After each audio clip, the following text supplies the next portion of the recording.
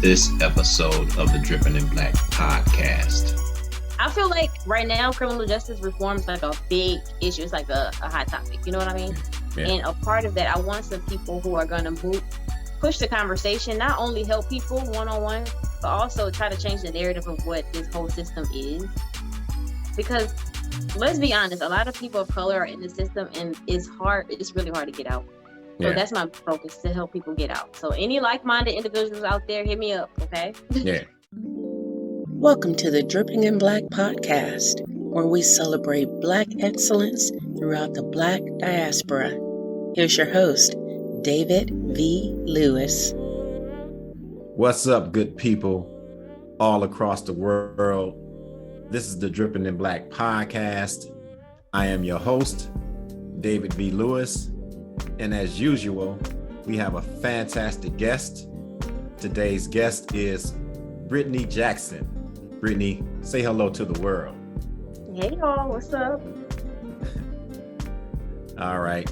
And so you all know how we do. We get people on who represent Black excellence across the Black diaspora, and we give them a microphone and we let them tell their story. And Brittany has a fantastic story that we are looking forward to sharing with the world. But we always start off by introducing our guests to our audience with a very simple but complex question. And that is, who are they? So who is Brittany Jackson? That is very complex. I was really thinking about this question. Brittany, okay. First of all, you know, you said people start out with what they do for a living. And I'm not going to start with that. I am a mom. I'm a wife. I am somebody who survived breast cancer, not once, but twice. Wow. Yeah, exactly. And I'm a person who creates content online just to inspire and help other people, whether that be me sharing my breast cancer journey through YouTube videos or consulting with people one-on-one to help them through the criminal justice system. Mm-hmm. Yeah, so we're going to get into all of that. But we are located in Michigan. Me and Sean are from the Detroit area. Sean is from Pontiac. I'm from East Side Detroit. Where are you from? Born and raised in Houston, Texas. Houston, Texas. All right. Tell me something about Houston, Texas. If I've never been there, what should I know about Houston? That we have the best food. Okay. We have the best food, okay? That's seafood, that's Southern cooking, that's barbecue. We have all of that. Okay. I'm a foodie, so I'm not gonna steer you wrong with the food. Okay. So I'm coming to Houston this weekend. A restaurant I must go to is. You must go to Turkey Leg Hut. Okay. It's famous now. It's on the map. Okay. All right. So Houston, born and raised. What schools did you matriculate through? Oh, you want like from way back and way back, or what you want? College? Whatever you want to share. Okay. So high school, I went to high school for health professions. Okay, it's called DeBakey, and I graduated from Bel Air High School, and then I attended University of Houston, and I got my degree from there. I have a bachelor's degree in psychology. Okay, so University of Houston, and your degree was in what again? Psychology. Okay. All right, so how does psychology tie in with this criminal justice track that you ended up on? Oh, well, let me tell you. First, I started off in healthcare. Like when I got out of college, and even while I was in college, I was doing healthcare. Like I was always in the laboratory.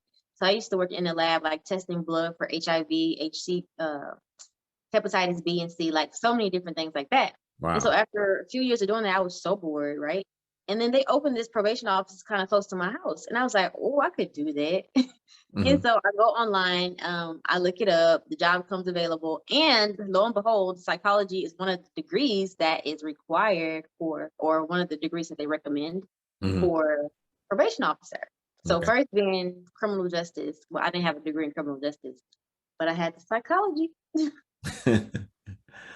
All right, so this is kind of crazy. I'm from the east side of Detroit, yet I never met a probation officer. I know that's hard for our audience to believe, especially those people that know about east side Detroit. So I'm curious, when I got your information, I got a bunch of questions about probation officers. Like what's the day like for a probation officer? The day could be pretty hectic, or it could be like pretty simple. Okay.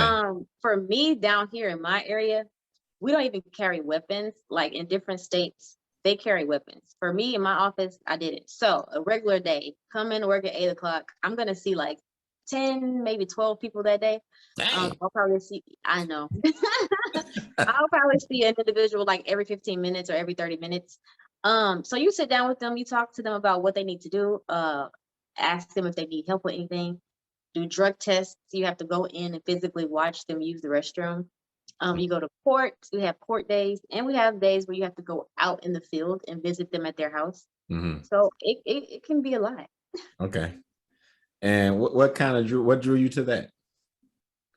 Well, my mom used to be on probation. I have other family members who used to do it. And then initially me applying, it was literally because I just saw it right by my house. And I was like, I could do that. Uh-huh. But Yeah. I stayed in it. The people always ask me like, why'd you start doing that? But I feel like it's more important to say why I stayed there for so long, Okay. which was almost 5 years. Mm-hmm. And it's because that gratitude or that effect that you have on people, it like stays with you. Now, Mm-hmm. granted, I would supervise like 150 people a month, right? On average, my caseload. Mm-hmm. But if one or two of those people finish successfully and they like get something from the help that I've given them, it Mm-hmm. just, I don't know, like it makes you warm and fuzzy. Yeah. Yeah. Yeah. I mean, and so I think I relate to that. You asked me off camera, what do I do? But I'm a teacher. And, some people will say, well, why did you do that? And, there's not a lot of money in it, at least when you compare people with multiple degrees, and the salaries they make versus what teachers make. They think it's not a lot of money, but, I do pretty well, I think. But, I think it is the impact that you have on students and the opportunities that you have to impress upon them. The only greater thing you can do is to have kids of your own. You know what I mean? Yeah. So, Absolutely. Absolutely. It's the impact. yeah. Literally. So I'm still curious about a probation officer. What does a probation officer do for somebody that's on probation? I mean, Okay. What did they do? Make it plain for me. Oh, okay. Mm-hmm. So the court is going to order you to do a list of things. So the probation officer essentially is there to help make sure you get through all of those conditions, say community service, pay these fees, take these classes. Mm-hmm. So I am your resource, or the probation officer is your resource to make sure you get all those things done and refer you out to all these things. Okay. And how does the person that's on probation feel about the probation officer? Usually they don't like the probation officer Mm-hmm. because there's a negative stigma. And that is the reason why I started creating content online about it, because there's a lot of misconceptions. You know what I'm saying? Like immediately when you hear probation officer, you're going to have a negative thought, or most people will, who don't really know what we do. Uh-huh. So that's why I started making videos online to show you that that's not what it is all the time. Mm-hmm. Okay, so kind of educating the public, so hopefully curb that perspective, right? So I would imagine a guy that's on probation and they get you as their officer, when they walk in, their whole perspective changes about what an officer is.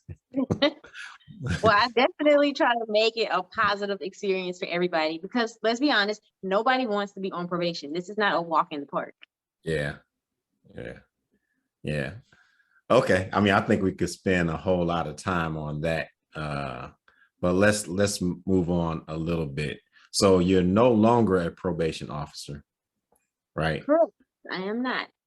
Yeah. What do you do now? Now I am a full-time probation consultant. Now, let me tell you what that is. Yeah.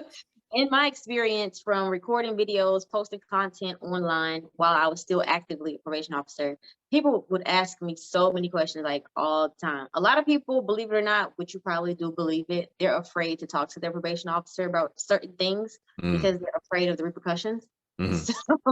So now I basically talk with people one-on-one. They can set up a call with me and we'll go over whatever questions that they have. No, I don't give legal advice. Let's not get it twisted. I'm not a lawyer. Okay. But I am giving my perspective and my opinion on things since I was in that position for almost 5 years. Okay. Yeah. So consultant work. So as a probation officer consultant, am I saying that right? Probation consultant. Probation consultant. Yep.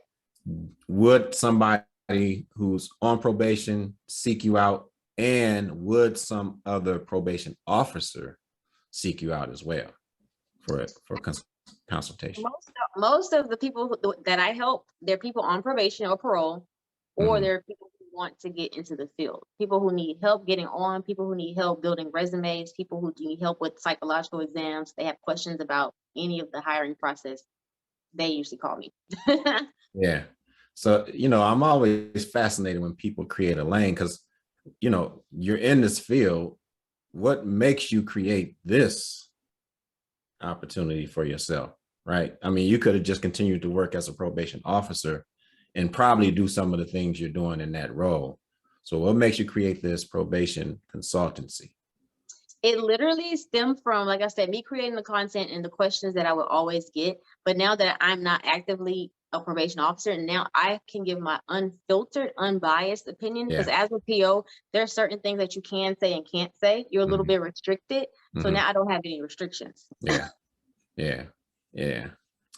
So I think I want to dig a little deeper about the consultancy. So what advantage does it give you to work pretty much, as your own boss, as a consultant versus working as a probation officer for somebody else?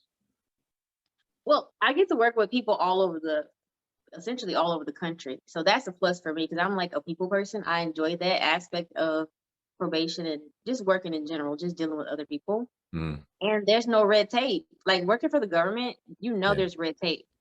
As a teacher yourself, there's certain things you cannot do because you have that role. Yeah. So I just like being me. I want to do me. Yeah. And that gives you a lot more freedom. Do you find people find you a little bit more trustworthy as well? They are more open for sure. Yeah. They're not afraid of consequences because I'm not their probation officer. So, I can't be the one to have you locked up. Yeah. All right. So that's pretty cool. And how would you say that is going for you? How long have you been doing this? Almost 2 years. So how is that going? I enjoy it. I want more clients. So if y'all got somebody, y'all need to send them my way. Even if you're not the person on probation or parole, but it's your son, or if it's your boyfriend, your sister, or whatever, and you need some answers because you don't know how things go, call me. Look me up. Put that contact out for our audience. Oh, absolutely. You need to go to my Facebook page, Your Favorite P.O. You can actually book a call with me through Facebook. Okay. And I'm working on my website, y'all. So y'all need to watch out for that. It's going to be yourfavoritepo.com. It's coming soon. Yeah. Again, so we're broadcasting out of Detroit. So all my East Siders, y'all know what's up. Reach out. I'm sure it's plenty of you all that can use her services, and she's able to answer a lot of the questions that you can't get from anywhere else. All right. So that's a great part of your story, interesting part of your story, exciting part of your story. But there's also another part of your story that we brought you on for, right? And that is you are a cancer survivor. So tell us about that. Yes, I am a 2-time breast cancer survivor. Okay. So put some respect on it now. The first time I was diagnosed was back in 2018. My memory's getting kind of foggy now. It's been a while. Okay. So yeah, I was diagnosed with breast cancer. I had surgery. I did chemotherapy, radiation, and that was really hard for me. Like, it was so hard for me. Like, I was 20. I think I was 28. Like I said, the years, they kind of run together. If y'all don't know, chemo really messes with your brain. I'm not even joking. Like, I'm laughing right now, but I'm serious. But yeah, I did all of that. So fast forward 2.5 years later, I was diagnosed again. So I felt a lump in my breast. Okay. You ladies listening, make sure you do your monthly self exams. Okay. I found the lump myself. Like one night I was just doing what I do, feeling it because that's what they tell you should do. And I felt something. I went to the doctor. She was not concerned that much, but she was like, to be safe, let me send you to get a mammogram, which I had never had because I was so young. And mammogram picked up something. They're like, okay, let's do a biopsy. And then it went from there. Boom. Fast forward, cancer. Here we go. But today I am cancer free. Okay. Oh, all right. So that's fantastic news. And you survived it twice. So, and a lot of us are familiar with that because either we know somebody that's been through that challenge or maybe faced that challenge ourselves. So your experience with that the first time, you get the news, how does that impact you? Kind of put it into words for us. How did that impact? Let me tell you this. When I first got diagnosed, like when my doctor told me in the office, I was so numb. I was like, okay, is that it? Can I go now? I went on my lunch break to the doctor to get the results. And I left her office and went right back to work. And then once I called my husband, then that's when like all the emotions started to come out. Yeah. And I just started bawling my eyes out. But I had a very strong support system, and I think that's what got me through. And obviously my faith in God, for sure. Yeah. So that's kind of what I wanted to tap into, because I would imagine somebody's watching, somebody's dealing with that same thing. What would be some advice you would give them to kind of encourage them in this time?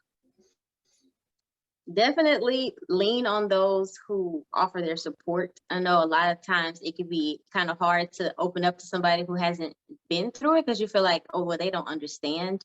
But that support, just them saying, if you want to talk, I'm here. Just embrace it.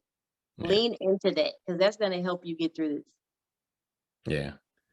Yeah. All right. So you have quite the story. I think I'm looking forward to seeing what's going to happen with you in the future. My question is, now that you created this lane of probation consultancy, where do you see yourself taking it?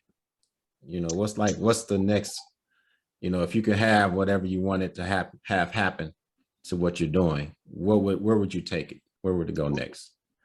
You know what? I want a team of more ex-POs or current POs, but they probably can't do that.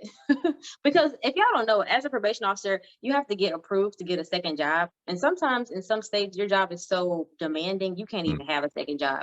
But anyways, I would like there to be more people like me on my team, and we can expand through different states. That way we can help more people because, laws are different each state. Yeah. So that's where I see it. A whole team of consultants. Okay. Run the show. Okay. All right. So I'm gonna do it like I've done in the past. Okay. All right. There's a switch, right? There's a switch that you can flip. Yesterday, you are where you are, or before the flip of the switch, you are where you are. After you flip the switch, you are where you want to take it. All right. What are some things that would have to happen with that switch? Oh, right. So are you kind of asking me how I'm gonna get from here to there? Indeed. Okay. Oh my God, I'm gonna give you all the secrets. I can't give you all the secrets. Well, I mean, so you're asking a good question. I'm setting you up because I envision us talking to the world. And so my question is, leading to the next question is, well, speak to our audience and see what they can do to help you tangibly get to where you're trying to go. Because I would imagine along the way, you're going to need some support along the way to get from where you are to there. And there's people all around the world that are listening, right? And so it's an opportunity, it's a platform that's created for you to get to where you want to go. That's kind of where I was headed with that. So. Oh, okay. Well, like I said, I want a team. Like I want more people who have experience in this field to be open to helping people. I want the whole narrative to change. So I want it would take some like-minded individuals to come with me and be on board. Like I feel like right now criminal justice reform is like a big issue. It's like a hot topic. You know what I mean? Yeah. And a part of that, I want some people who are going to push the conversation, not only help people one-on-one, but also try to change the narrative of what this whole system is. Because let's be honest, a lot of people of color are in the system and it's really hard to get out. So that's my focus, to help people get out. So any like-minded individuals out there, hit me up, okay? Yeah. So they can just reach out to you. Absolutely. And from there, strike up a conversation Mm-hmm. and try to build from there. Like-minded people that are interested in changing the criminal justice system for Black people in general, but people all around the world, right? Absolutely. Yes. All righty. I think I'm gonna have you drop all of your social media real quick before we get to our most important question. Okay. So you can find me on Facebook at Your Favorite P.O, Instagram at Your Favorite P.O, YouTube at Your Favorite P.O, and on TikTok at Your Fave P.O. That's F-A-V-E, Your Fave P.O. Yeah. So, all right, Dripping in Black audience, make sure you reach out to Brittany Jackson, Your Favorite P.O. She's looking for like-minded people, and we're trying to change the world, right? And that is a serious area in which our people need that change to occur. So we can do this together. All right. So let's get down to the most important question. Are you ready? Absolutely. Have you ever been on the cover of a magazine? Absolutely not. Well, I mean, I guess that is a little bit surprising. You're quite stunning. So I would imagine at some point, somebody put you on some type of magazine cover. Listen, I'm gonna have to create my own magazine to put myself on it. Well, we might have beat you to that. One of the things that we do here for all of our guests is we place them on the Dripping in Black magazine cover.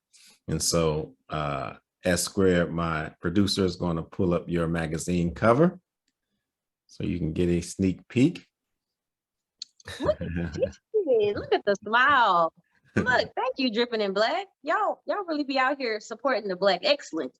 Yeah, absolutely. If you look over my shoulder, we have representation of our magazine covers from our first and second seasons, and we have plenty more that we have yet to make it to the Wall of Fame, but that's where yours is headed. It's also a parting gift for you. We will print one out for you, laminate it, and send it your way at some point as a thank you. That is so dope. My first magazine cover. Okay. That's right. There's only one first. So we're happy to be the first for you. I anticipate many more once people kind of realize where the error was. We'll help them straighten them out. All right. So we want to thank you for coming out. You want to give any shout outs to anybody before we close this out? I do want to shout out my co-host on my Two Hats podcast, Chris, the tactical probation officer. If you're listening, you might need to, come over here to Dripping in Black. Okay. Yeah, we would love to have him on. Drop that because we didn't talk about the podcast. We can talk about that briefly real quick. So give us the name of it again. It's called Two Hats Podcast. That's two, like a hat that you wear in your head. Two Hats Podcast. And it is a community corrections podcast. Okay. So my co-host and I, we interview probation and parole officers across the country. So if you're interested in the field, you want to know how it gets down in the trenches, listen in, and all the officers tell crazy stories about what happens and how to get in that job. Wow. So how do you get an officer to come on? What's the process? Most of our officers, we reach out to them through social media, but oftentimes they will also DM us on Instagram. So anybody, if you're listening, go to Instagram, Two Hats Podcast, send us a DM if you would like to be featured. Okay. Excellent. Two Hats. What's in the name? Yes. So Two Hats. As a probation officer, you kind of wear two hats. On one end of the spectrum, you're like a social worker, and on the other end, you're more law enforcement oriented. So that's why we called it Two Hats Podcast. Yeah. All right. Dope. All right. So we thank you. I just find that, man, you got a lot of stuff going on. It seems very fun, very vibrant, but at the same time, very important as well, right? Absolutely. We thank you, Brittany Jackson, Your Favorite P.O, for stopping by the Dripping in Black podcast. And let's see what we have in store next with this next clip. But thanks again to Brittany Jackson. On the next Dripping in Black podcast, we conclude season 2 with the creator's drip. Tune in to hear David and Sean's observations on season 2 and what's coming up.